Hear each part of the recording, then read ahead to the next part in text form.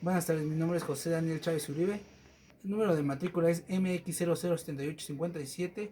El nombre de la materia es Derecho Constitucional, con la profesora Luz Cacique García, a la Ciudad de México, 10 de agosto de 2019. Proyecto integrador. En este proyecto integrador le daremos respuesta a 5 preguntas, de las cuales tenemos acerca del control constitucional.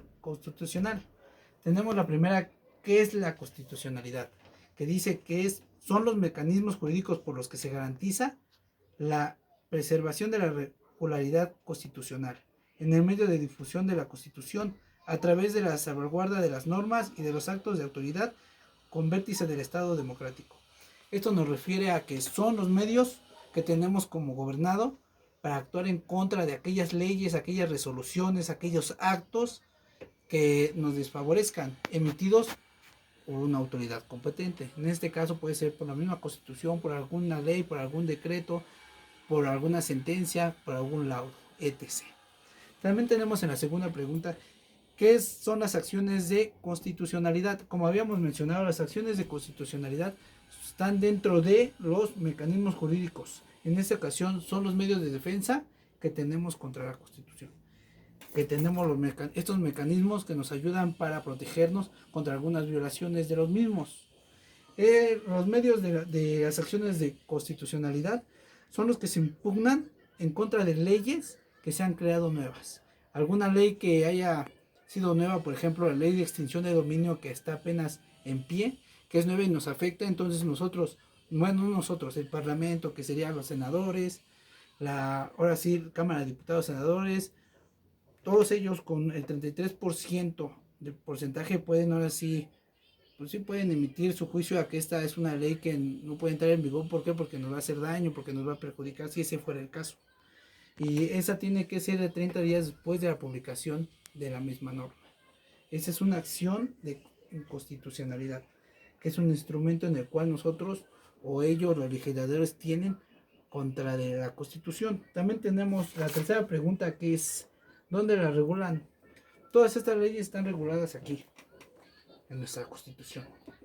En esa Constitución nos dice en qué tipo de, ahora sí, regulaciones tenemos acerca de estos mecanismos de inconstitucionalidad, que son controles de constitucionalidad para regular todos estos actos que emite la autoridad.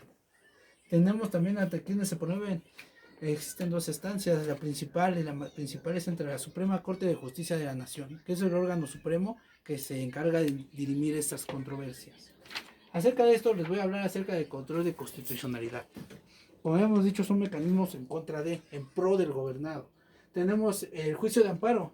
El juicio de amparo, que está regulado en el 103 y 107 de nuestra Constitución Política de los Estados Unidos.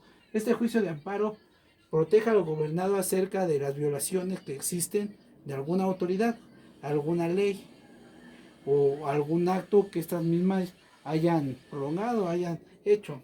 Tenemos también las acciones de constitucionalidad, como ya les habíamos mencionado, que son por minoría y siempre y cuando haya una ley nueva y que nos está afectando.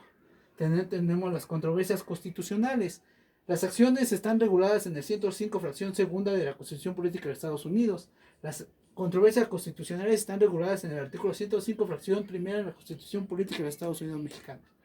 Estas controversias constitucionales nos hablan acerca de cuando dirimen algún problema entre Estado y Estado, o entre Estado y un municipio. Eso principalmente es ante autoridades. También tenemos lo que es el mecanismo de control constitucional en materia electoral. Esa la regula el derecho electoral en sus diferentes ramas. Claro que emana del artículo 41 de la Constitución Política, fracción sexta. También, con eso tenemos también el juicio de revisión constitucional, que esto va de la mano con el control de materia electoral. Estos dos los regula ahora sí el derecho electoral, los regula también la Constitución Política de los Estados Unidos Mexicanos, y todos estos son actos que emitió en esta ocasión, pues, en materia electoral. Tenemos también las que son las recomendaciones de la Comisión Nacional de los Derechos Humanos. Esta está regulada en el artículo primero de la Constitución Política de los Estados Unidos Mexicanos y el artículo 102.